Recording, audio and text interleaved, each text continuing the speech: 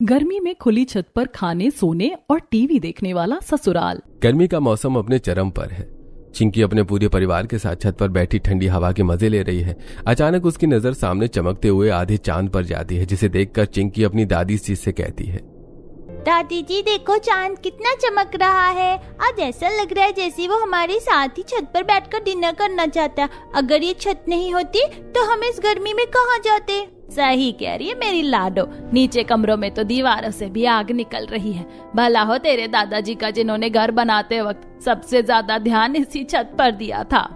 हाँ बेटा, घर के अंदर तो सुकून नाम की चीज नहीं है। इसीलिए तो हम रोज इसी छत पर बैठते हैं, यहीं खाते हैं और ठंडी हवा में यहीं सो जाते हैं। खुली छत की बात ही कुछ और है। हाँ जी, वो सब तो ठीक है, लेकिन आप जरा ये टीवी तो चालू करो। ये टीवी को पता नहीं क्या हो गया है, झील मिला आ रही है। जब तक मैं छत पर बैठकर खाना खाते हुए टीवी ना देखूं, मुझे चैन नहीं आता। पापा, शायद केबल का तार ढीला हो गया होगा। शिव एंटीना के पास जाता है और तारों को ठीक करने लगता है। अचानक टीवी की स्क्रीन साफ हो जाती है और न्यूज चैनल पर गर्मी की खबरें आने लगती हैं। पूरा परिवार टीवी के सामने सिमटकर बैठ जाता है। तभी न्यूज एंकर न्यूज पढ़ते हुए, देश भर में पड़ रही भीषण गर्मी ने आम लोगों के साथ साथ फैक्ट्री के मजदूरों की मुश्किलें भी बढ़ा दी हैं।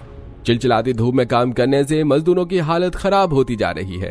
कई इलाकों में तापमान लगातार बढ़ने से मजदूरों को स्वास्थ्य संबंधी समस्याओं का सामना करना पड़ रहा है। देखो पापा, टीवी पर भी वही दिखा रहे हैं कि इस बार रिकॉर्ड तोड़ गर्मी पड़ रही है। मजदूरों की हालत तो बहुत खराब है। फैक्ट्री में काम करते करते मेरी भी हालत खराब हो जाती है, बहुत परेशानी होती है। हाँ बेटा, अब तेरी ही मेहनत और कमाई से तो ये घर चलता है, तुझे हमारी वजह से बहुत परेशान होना पड़ता होगा ना। भैया आप चिंता मत कीजिए, मैं पूरी जी जान से तैयारी कर रहा हूँ। बस कुछ ही दिनों की बात है, मेरी गवर्नमेंट जॉब लग जाएगी और फिर आप भी फैक्ट्री का वो भारी काम छोड़ देना और कोई दूसरा काम कर लेना या बिजनेस कर लेना। सच में अमर, अगर तेरी नौकरी लग गई तो मेरा आधा बोझ तो वैसे ही हल्का हो जाएगा। अरे बहू, अभी तक खाना लेकर ऊपर क्यों नहीं आई? हम कब से यहाँ भूखे बैठे उसका इंतजार कर रहे हैं। शिवांगी, जरा नीचे जाकर देख तो सही कि आराधना क्या कर रही है। मैं देख के आती हूँ उसे, पता नहीं किचन में क्या क्या नया आविष्कार कर रही है। शिवांगी सीढ़ियों से नीचे उतरकर किचन की तरफ जाती है। वहाँ आराधना पसीने में तरबतर होकर खाना बना रही है। अरे बहू, तू अभी तक खाना छत पर लेकर नहीं आई। हम सब वहाँ तेरा कब से इंतजार कर रहे हैं। तुझे पता है ना कि तेरे ससुर जी को समय पर खाने की आदत है।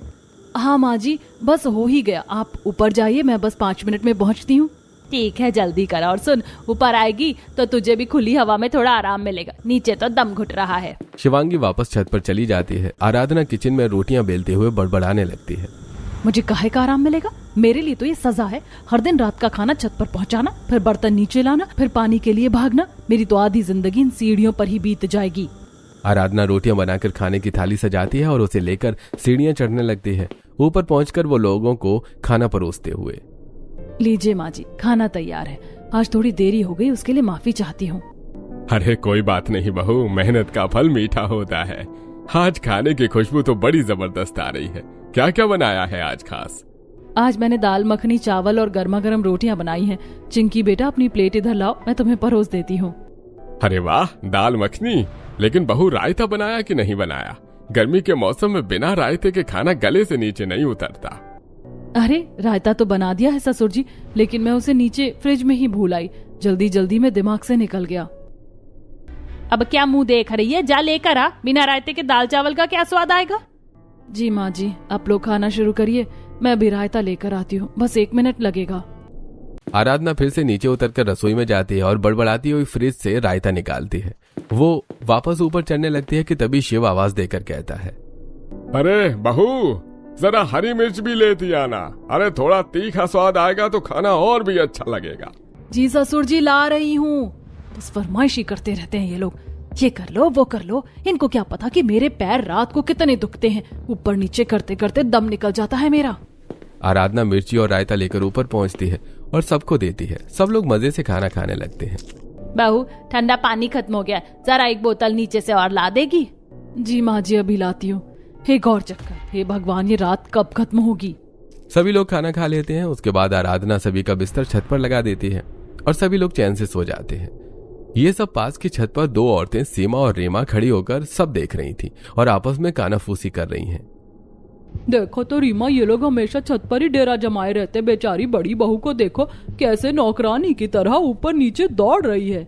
हाँ भाई, मैंने भी कई बार गौर किया है, इस बेचारी का ससुराल तो जैसे खुली छत पर ही बसता है। पता नहीं ये लोग अपनी बहू के बारे में क्यों नहीं सोचते।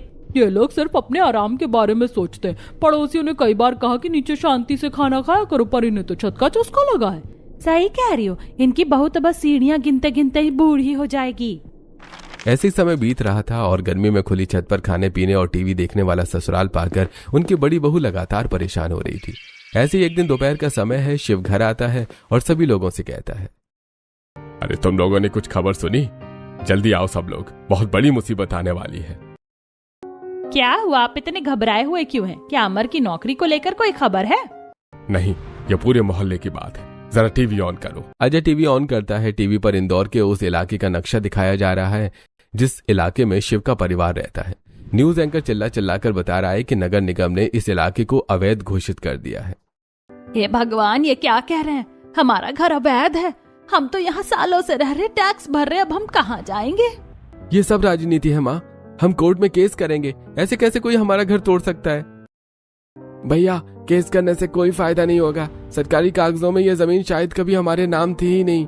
मुआवजा मिलने में सालों लग जाएंगे, तब तक हमारा क्या होगा? मुझे तो कुछ समझ नहीं आ रहा, मेरी तो दुनिया ही उजड़ जाएगी। वो छत, वो यादें, सब खत्म हो जाएगा क्या? घबराओ मत माँ, मैं कुछ न कुछ रास्ता निकालूंगा। हमें अभी से नया ठिकाना ढूंढना शुरू करना होगा। कुछ दिन बीत जाते हैं। मोहल्ले में अफरा तफरी मची है। अमर भाग दौड़ करके शहर के दूसरे कोने में एक घर किराए पर देख लेता है। पापा, मैंने एक घर देख लिया है। आज शाम को ही हमें शिफ्टिंग शुरू करनी होगी, क्योंकि कल सुबह यहाँ बुलडोजर आ सकते हैं। अरे इतनी जल्दी? हमने तो अभी सामान समेटा भी नहीं है। पर ठीक है, जान बची तो लाख हो पाए। चलो सब लोग सामान पैक करो। मैं सारा किचन समेटती हूँ। चिंकी, अपनी किताबें और खिलौने एक बैग में डालो, हमें यहाँ से जल्दी निकलना होगा। पूरा परिवार भारी मन से अपना सामान ट्रक में लादता है। वो अपने उस घर को आखिरी बार देखते हैं और फिर वहां से चले जाते हैं जिसकी छत पर उन्होंने हजारों रातें बिताई थी। शहर के दूसरे कोने में एक बहुमंजिला इमारत के सामने अब ट्रक रुकता है। चारों तरफ कंक्रीट के ऊंचे ऊंचे टावर हैं। परिवार थककर चूर है और नए घर की तलाश में चौथी मंजिल पर पहुंचता है। कमरा तो साफ सुथरा है, पर यह तो डिब्बे जैसा लग रहा है। अजय, जरा वो खिड़की तो खोल बेटा, यहाँ तो सांस लेना भी दूभर हो रहा है। पापा, इस शहर में अब ऐसे ही घर मिलते हैं। कम से कम हमारे पास रहने को जगह तो है। चलिए सामान अंदर रखवाते हैं। भाई, घर तो देख लिया, लेकिन यहाँ छत की कोई व्यवस्था नहीं है क्या? हम लोग रात को कहाँ बैठेंगे, कहाँ खाएंगे? मुझे तो यहाँ घुटन महसूस हो रही है। माँ, यह फ्लैट सिस्टम है, यहाँ छत सबकी साझी में होती है। हम वहाँ अपना निजी कब्जा नहीं कर सकते। अब हमें इन्हीं चार दीवारों में रहने की आदत डालनी होगी। चिंकी, अपनी गुड़िया उठाकर कोने में रखो बेटा, यहाँ पैर रखने की जगह नहीं है और तुम लोग छत की बातें कर रहे हो। पहले सामान तो ठिकाने लग जाने दो। सभी लोग नए घर में सारा सामान शिफ्ट कर लेते हैं। अगली रात आराधना किचन में खाना बनाते हुए मन ही मन में, चलो अच्छा ही हुआ कि इस घर में छत नहीं है। कम से कम मुझे इतनी मेहनत करके खाना ऊपर तो नहीं ले जाना पड़ेगा। आराधना खाना तैयार करती और अपनी सास के पास आकर, माँ जी, अब खाना तैयार हो चुका है। आज तो छत पर खाना लग नहीं सकता है, तो डाइनिंग टेबल पर खाना लगा दूं? हाँ बहू, तुम डाइनिंग टेबल पर ही खाना लगा लो। थोड़ी देर बाद आराधना डाइनिंग टेबल पर खाना लगा देती है और सभी उदास मन से डाइनिंग टेबल पर बैठकर खाना खाते हैं। खाना खाते हुए चिंकी अपने दादा दादी से, दादाजी, दादी जी, हम छत पर बैठकर खाना क्यों नहीं खा रहे हैं? यहाँ खाना खाना अच्छा नहीं लगता, छत पर ही अच्छा लगता है। बेटा, पुराने घर में छत हमारी थी, इसलिए हम वहाँ बैठकर खाना खाते थे। ये छत हमारी नहीं है, इसलिए अब हमें नीचे ही खाना खाने की आदत डालनी पड़ेगी। बहू, आज खाने में वो स्वाद नहीं आ रहा। शायद इस बंद कमरे की घुटन मसालों के स्वाद को भी मार देती है। वो छत वाली ताजी हवा बहुत याद आती है। सही कह रहे हैं, रात को नींद भी ठीक से नहीं आएगी। एसी के हवा में वो सुकून कहाँ है जो ठंडी कुदरती हवा में है। सभी लोग चुपचाप खाना खाने लगते हैं। ऐसे दिन बीतने लगते हैं। परिवार इस नए माहौल में ढलने की कोशिश कर रहा है, लेकिन घर में एक अजीब सी खामोशी और उदासी छाई रहती है। एक दिन सभी लोग हॉल में बैठे उदास मन से टीवी देख रहे थे, तभी अमर वहां आता है और, माँ, पापा, आप लोगों की उदासी दूर करने का वक्त आ गया है। ये देखिए, खुशखबरी, मेरी मेहनत रंग लाई। मेरा सरकारी नौकरी का ज्वाइनिंग लेटर आ गया है। अरे वाह छोटे, तूने तो कमाल कर दिया। मेरा सीना गर्व से चौड़ा हो गया है। अब मेरी फैक्ट्री की मेहनत सफल हो गई। अब हम जल्द ही अपना खुद का स्वतंत्र घर ले पाएंगे। अरे वाह, ये तो बहुत बड़ी खुशी की बात है। अब तो खुशियों का दोहरा मौका होना चाहिए। शिव जी, अब अमर के हाथ भी पीले कर देने चाहिए। बिल्कुल, बुआ जी ने जो रिश्ता बताया था वो लड़की बहुत सुशील है। उसका नाम पायल है। अमर की नौकरी लग गई है, अब देरी किस बात की। सभी लोग अगले दिन पायल को देखने के लिए जाते हैं। पायल सबको बहुत पसंद आती है और ऐसे ही पायल अमर का रिश्ता पक्का हो जाता है। घर में खुशियां लौट आती हैं और कुछ ही हफ्तों में अमर और पायल की शादी हो जाती है। पायल के आने से घर में नई रौनक आती है। शिवांगी अपनी नई बहू का गृह प्रवेश करवाती है। पायल अपने कमरे में जाकर आराम करती है। अगले दिन शाम को पायल की पहली रसोई थी। पायल किचन में खाना बनाते हुए अपनी जेठानी से, जेठानी जी, आप तो यहाँ काफी दिनों से रह रही है, मुझे बताइए ना कि घर वालों को क्या खाना पसंद है।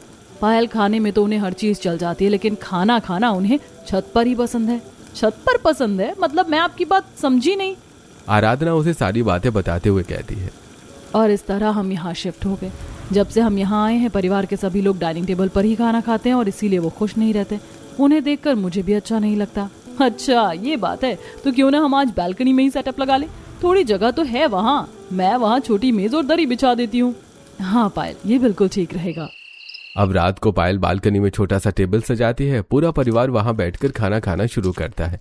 खाना खाते हुए शिव, बहू, कोशिश तो तूने बहुत अच्छी की है और खाना भी बहुत स्वादिष्ट है, पर वो छत वाली बात यहाँ कहाँ है। सही कह रहे हैं आप, वहाँ तो पूरा आसमान हमारा था। खैर बहू की पहली रसोई है, चलो प्यार से खाते हैं। कम से कम ताजी हवा का एक झोंका तो आ रहा है। माँ जी आप फिक्र मत कीजिए, अमर कह रहे थे कि वो जल्दी कोई नया घर खरीद लेंगे। हम ज्यादा दिन इस फ्लैट में नहीं रहेंगे। हाँ माँ, बल्कि मैंने तो घर देखने शुरू भी कर दिए हैं और इस बार हम छत वाला घर ही लेंगे। ये सुनकर सभी लोग खुश हो जाते हैं और खुशी खुशी में खाना खाते हैं। ऐसे ही दिन बीतते हैं। अमर अपनी नई नौकरी में व्यस्त हो जाता है। वो पैसा जोड़ना शुरू करता है। कुछ महीने बाद वो एक शाम मिठाई का डिब्बा लेकर घर आता है और सबको हॉल में बुलाकर मिठाई देते हुए, पापा, माँ, आप लोगों को इस बंद डिब्बे में जैसे फ्लैट में घुटने की जरूरत नहीं है। मैंने शहर के बाहरी इलाके में एक स्वतंत्र बड़ा मकान फाइनलाइज करा लिया है। सच कह रहा है बेटा? क्या वहाँ तूने खुली छत वाला घर ले लिया है? हाँ माँ, उस घर की सबसे बड़ी खासियत ही यही है कि वहाँ एक बहुत बड़ी और सुंदर खुली छत है, बिल्कुल वैसी जैसी हमारे पुराने पुश्तैनी घर में थी। क्या बात है, अरे वाह, फिर तो हम कल ही वहाँ शिफ्ट करेंगे। मुझे फिर से अपनी चारपाई डालकर खुले आसमान के नीचे तारे गिनते हुए सोना है। सभी लोग ये सुनकर बहुत खुश हो जाते हैं। पूरा परिवार एक बार फिर अपने नए घर में शिफ्ट हो जाता है। ये नया घर वाकई बहुत सुंदर और हवादार है। इसकी छत बहुत चौड़ी है और यहाँ से चारों तरफ हरियाली दिखाई देती है। वाह, मजा आ गया। यहाँ तो पुराने घर से भी ज्यादा शांति और ताजी हवा है। बहुओं, आज खाना बनाकर छत पर ही लगाना। रात को हम खाना यहीं खाएंगे। और अजय बेटा, चलो जल्दी से छत की दीवार पर टीवी फिट कर दो। आज फिर से टीवी देखते हुए खाना खाने का मजा आएगा। शिवांगी की बातें सुनकर आराधना मन ही मन कहती है, फिर वही कहानी शुरू हो गई। अब तो दो बहुएं हैं तो फरमाइशें भी दुगनी होंगी और मेरा काम भी बढ़ जाएगा। दीदी देखिए कितनी सुंदर छत है ना। चलिए हम दोनों नीचे रसोई में चलकर खाना तैयार कर लेते हैं और फिर सारा खाना ऊपर ले आएंगे। आज पूरे परिवार के साथ हम दोनों भी बैठकर टीवी देखते हुए खाना खाएंगे। दोनों बहुएं खाना बनाने के लिए नीचे चली जाती हैं। रात का समय है। अजय और अमर ने छत पर टीवी भी लगवा दिया है। पूरा परिवार हंसी मजाक कर रहा है और टीवी पर पुराने गाने चल रहे हैं। कितना अच्छा लग रहा है ना। टीवी देखने में भी अब असली मजा आ रहा है। यहाँ की हवा तो बहुत ठंडी और सुकून देने वाली है। हाँ जी, सही कहा आपने। दूसरी तरफ दोनों बहुएं रसोई में खाना बना रही हैं। खाना बनाते हुए आराधना मन ही मन सोचती है, छत पर खाना लगातार पहुंचा कर मेरे तो पैरों में दर्द होने लगा है। आज फिर से छत पर खाना पहुंचाना है। ऐसा करती हूँ, आज मैं कोई बहाना बना देती हूँ ताकि पायल पूरा खाना अकेले ही छत पर ले जाए। यही सोचकर आराधना पायल से, पायल, वो दरअसल मेरे सर में आज थोड़ा दर्द हो रहा था, तो पूरा खाना तुम ही छत पर पहुंचा दो। कोई बात नहीं जेठानी जी, आप छत पर जाइए, मैं खाना लेकर आती हूँ। आराधना छत पर चली जाती है और पायल बारी बारी करके सारा खाना छत पर पहुंचाती है। फिर वो सभी लोगों को खाना सर्व करते हैं। सभी लोग टीवी देखते हुए खाना खाने लगते हैं। तभी शिव पायल से, पायल, बहुत सारा टमाटर को गोल गोल कट करके उसमें नमक लगाकर ला दो। सलाद के साथ खाना और भी अच्छा लगता है। जी पिताजी। पायल नीचे जाती है और टमाटर काट कर उसमें नमक लगा कर ले आती है। थोड़ी देर बाद शिवांगी पायल से पानी लाने के लिए बोलती है। पायल फिर से नीचे जाती है और ठंडा पानी लेकर आती है। बार बार ऊपर नीचे आना जाना करके पायल थक जाती है और मन ही मन सोचती है, बाप रे, इस खुली छत पर खाना खिलाने में तो मेरी हालत खराब हो गई है। तभी बातें करते हुए शिवांगी की नजर सामने वाले घर में जाती है जहां बिल्कुल अंधेरा है। उसे देखकर शिवांगी शिव से, सुनिए जी, आसपास के सब घरों में कितनी रौनक है, सब जगह उजाला है, पर जरा वो सामने वाले घर की तरफ तो देखिए, वहाँ गहरा अंधेरा है। ऐसा लगता है ये घर सालों से वीरान पड़ा है। हाँ माँ, मैं भी वही देख रहा था। ये वही मकान है जिसके बारे में बाजार में लोग तरह तरह की बातें कर रहे थे। मुझे तो उसे देखकर थोड़ा डर लग रहा है। वहाँ का सन्नाटा कितना डरावना है। ऐसा लग रहा है जैसे कोई वहाँ से हमें देख रहा है। कुछ नहीं होता भाभी, शायद ये कोई पुराना घर है जहाँ अब कोई नहीं रहता। इसमें डरने वाली भला क्या बात है। सभी लोग टीवी देखते हुए अपना खाना खत्म करते हैं और फिर आराधना सभी के लिए छत पर बिस्तर लगाती है। उसे देखकर पायल, अरे ये क्या जेठानी जी, आप छत पर बिस्तर क्यों लगा रही हैं? छत पर खाना और टीवी देखना तो फिर भी ठीक है, लेकिन सोना तो हमें नीचे ही चाहिए। नहीं पायल, दरअसल हम सबको खुली छत पर टीवी देखते हुए ठंडी ठंडी हवाओं के बीच सोने में ही मजा आता है। तुम भी यहीं सोकर देखो, तुम्हें भी अच्छा लगेगा। सभी अपने अपने बिस्तर पर लेट जाते हैं। पायल नीचे जाने लगती है, तब शिवांगी पायल से, पायल बहू, छत पर कितनी ठंडी हवा चल रही, गर्मी का एहसास भी नहीं हो रहा। नीचे तो एसी में भी गर्मी लगती है। तुम आज हमारे साथ यहीं सो जाओ। शिवांगी की बात सुनकर पायल भी छत पर ही लेट जाती है। सभी लोग टीवी देखते हुए आराम करते हैं, जिन्हें देखकर आस पड़ोस की औरतें बातें करते हुए, देख रही हो माया बहन, हमारे नए पड़ोसी पता नहीं कैसे लोग हैं। इनका पूरा डेरा छत पर ही रहता है। हाँ बहन, सही कह रही हो। ये तो गर्मी में खुली छत पर खाने, सोने और टीवी देखने वाला ससुराल है। इनका तो फिर भी ठीक है, बेचारी बहुएं तो परेशान हो जाती होंगी। पड़ोस ने बातें करने के बाद वापस नीचे चली जाती हैं और पूरा परिवार टीवी देखते हुए सो जाता है। अगले दिन दोपहर में आराधना और पायल पास के बाजार में सब्जियां लेने जाती है। वहाँ पड़ोस की औरतें उन्हें देखकर उनसे बातें करने लगती हैं। तुम लोग वही हो ना जो उस नए नीले मकान में आए हो?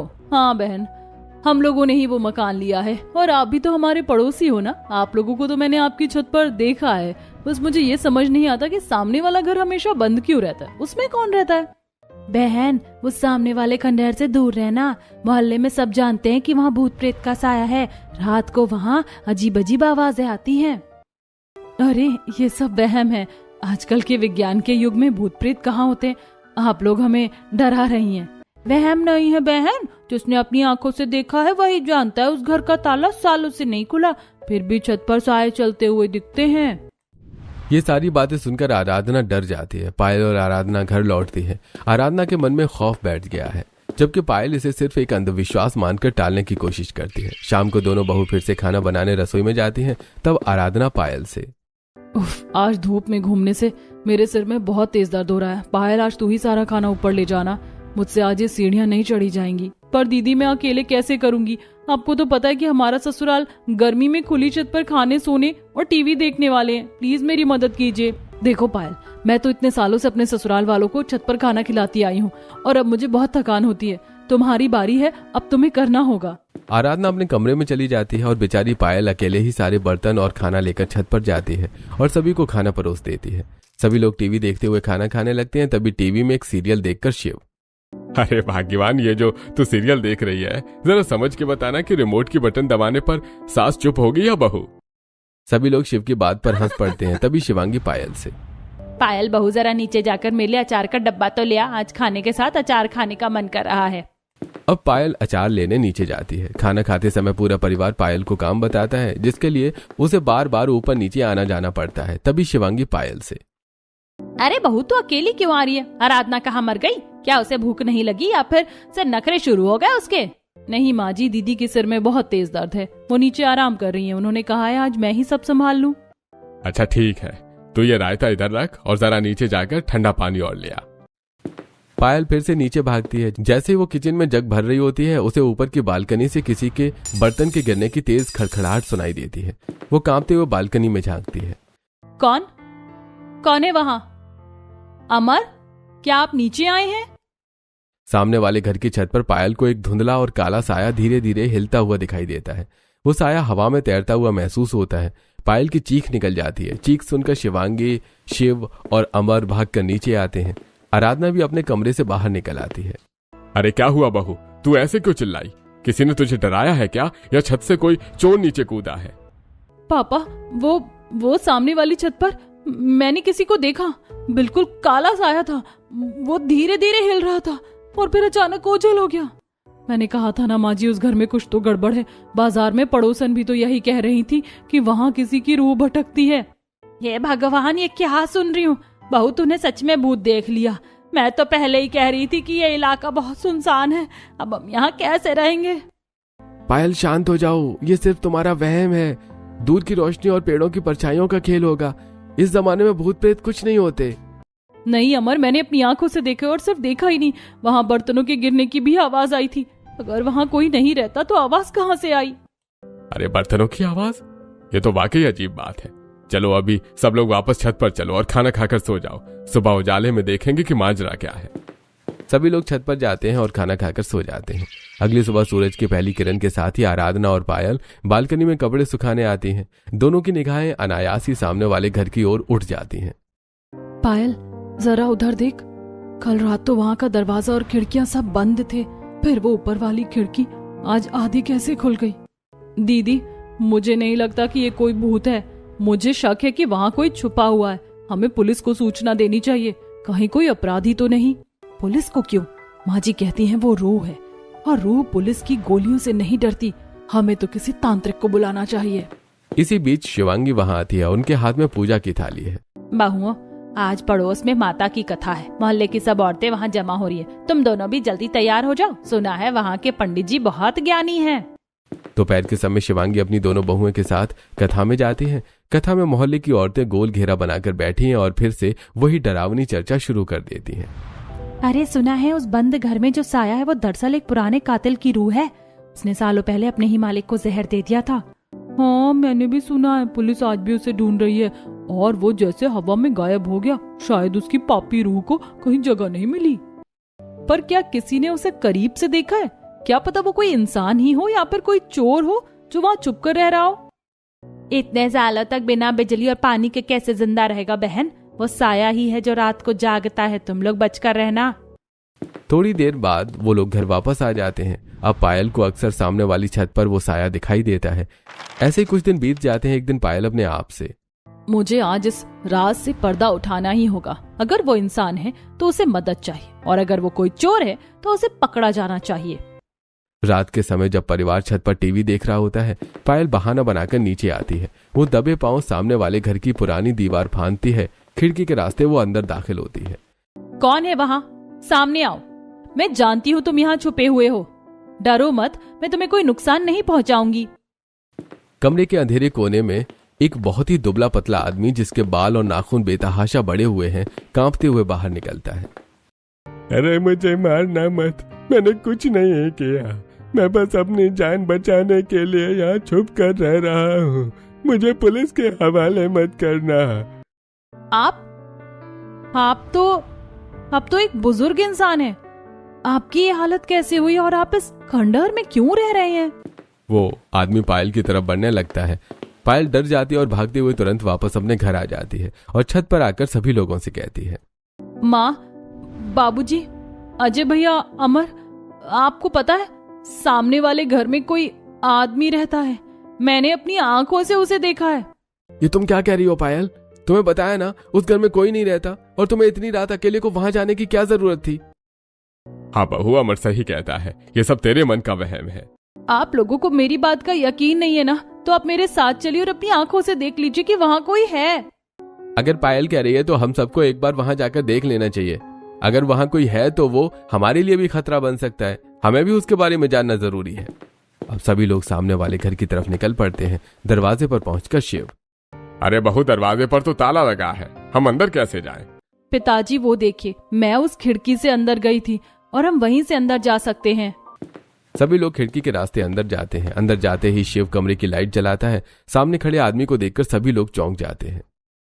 हे भगवान, ससुर जी, आप तो 2 साल पहले तीर्थ यात्रा पर गए थे और फिर कभी लौटे ही नहीं। हमने तो सोचा था कि आप अब इस दुनिया में नहीं रहे। अरे बेटा, मैं यहाँ अपनी बेगुनाही छुपा कर बैठा हूँ। पिताजी, आखिर ऐसा क्या हो गया था जिसने आपको यहाँ छुपा कर रहने पर मजबूर कर दिया? बेटा, ये कुछ सालों पहले की बात है, जब अक्सर मैं इसी घर में अपने दोस्त से मिलने आया करता था। हमेशा की तरह उस दिन भी मैं अपने दोस्त सुरेश के घर आने की तैयारी कर रहा था। बहू, जल्दी से टिफिन का डिब्बा दे दे, मुझे देर हो रही है, मेरा दोस्त मेरा इंतजार कर रहा होगा।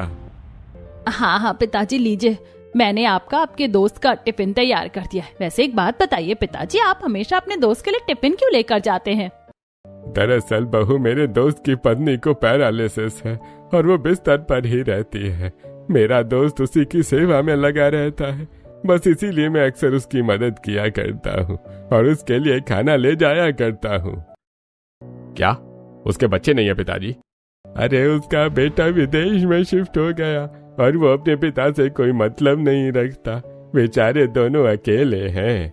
अच्छा, बहुत बातें हो गई, मैं चलता हूँ, वो मेरा इंतजार कर रहा होगा। राम खाना लेकर सुरेश के पास पहुंचता है, सूरज उसे देखकर। अरे आ गया मेरे दोस्त, मैं कब से तेरा इंतजार कर रहा था। दुनिया में तुझसे ज्यादा मेरा अपना कोई नहीं है। अगर तू हमारा ख्याल नहीं रखता तो पता नहीं हमारा क्या होता।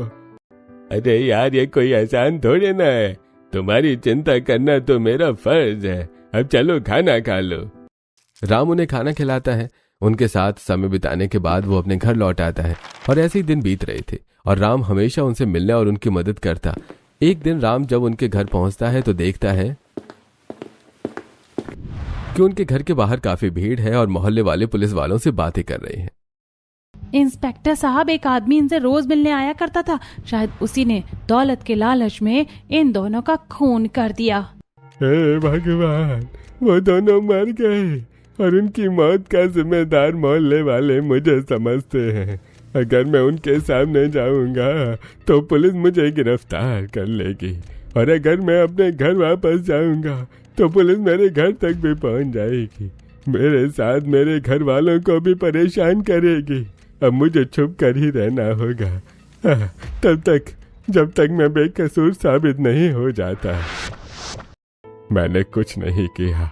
सुरेश को अचानक दिल का दौरा पड़ा था और ममता सदमे में चल बसी, पर लोगों ने सोचा मैंने दौलत के लिए उन्हें मार दिया। पर दादाजी, भागने से क्या हुआ? लोग तो और भी ज्यादा शक करने लगे। आपने पुलिस को सच क्यों नहीं बताया? अरे मैं डर गया था बेटा, पुलिस मुझ पर जुल्म करती। मैं तब से इसी पुराने घर में छुप कर रह रहा हूँ। रात को बाजार में भीख मांग कर खा लेता हूँ। पर दादाजी, क्या आपके पास अपनी बेगुनाही का कोई भी कागज या सबूत है जिससे हम दुनिया को सच बता सके? राम टेबल से उठकर 2 कागज पायल को देते हुए, ये देखो, ये कागज है जो किसी ने दरवाजे के अंदर नीचे से डाल दिए थे, इसलिए मैंने इन्हें रख लिया क्योंकि मुझे पढ़ना नहीं आता। मैं नहीं जानता इसमें क्या लिखा है। पायल वो दोनों पेपर्स लेती और पढ़ने लगती है। उन्हें पढ़कर पायल की आंखों में चमक आ जाती है और वो कहती है, पापा ये देखिए, इसमें डॉक्टर के साफ दस्तखत है। मौत प्राकृतिक थी, बाबूजी बिल्कुल बेकसूर है। और ये दूसरा पेपर वसीयत है जिसमें उनके दोस्त ने अपना सब कुछ उनके नाम कर दिया है। घर भी कानूनी रूप से इन्हीं का है। अगली सुबह पूरे मोहल्ले में शोर मच जाता है। पूरा परिवार पुलिस वालों और मोहल्ले वालों को पूरी सच्चाई बताते हैं। पुलिस आती है और अमर सारे सबूत पेश करता है। पुलिस राम को नहीं पकड़ती। चलिए बाबूजी, अब अपने असली घर चलिए, हम आपका होलिया ठीक करते हैं। आज से आप हमारे साथ रहेंगे। कुछ दिन बाद शाम का समय है। राम बाबूजी अब बिल्कुल साफ सुथरे कपड़ों में, छोटे बाल और कटे हुए नाखूनों के साथ अपनी नई छत पर बैठे हैं। कितना सुकून है आज हमारी छत और हमारा परिवार दोनों पूरे हो गए। अब तो हमारे पास 2 छतें हैं, एक ये और एक ये सामने वाली। बेटा, ये सब इस छोटी बहू पायल की वजह से हुआ। अगर यह भूत प्रेत से डर कर बैठ जाती तो मैं आज भी उस घुटन भरे कमरे में मर रहा होता। लेकिन इन सब बातों के बीच मुझे भी तुम लोगों से कुछ कहना है। मैं सामने वाले घर की छत पर रहकर अक्सर तुम लोगों को यहाँ देखा करता था बैठा हुआ, और बहू को छत पर खाना ले जाते परेशान होते हुए भी देखता था।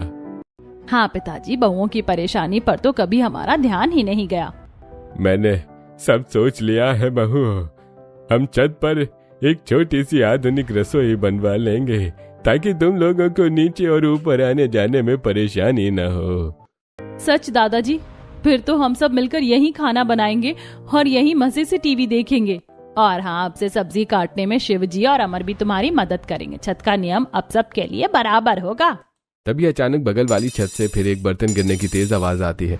पूरा परिवार एक साथ चौंक कर उधर देखता है। अरे अब वहां कौन है? बाबूजी तो हमारे पास बैठे हैं। क्या सच में कोई और भूत आ गया? हाजी वो पड़ोसियों की बिल्ली होगी। अरे इस मोहल्ले का भूत तो तुम लोगों के साथ बैठा है, यानी कि मैं। पूरा परिवार ठाके मारकर हंसने लगता है और चांद की चांदनी पूरे परिवार को अपनी गोद में समेटे हुए है।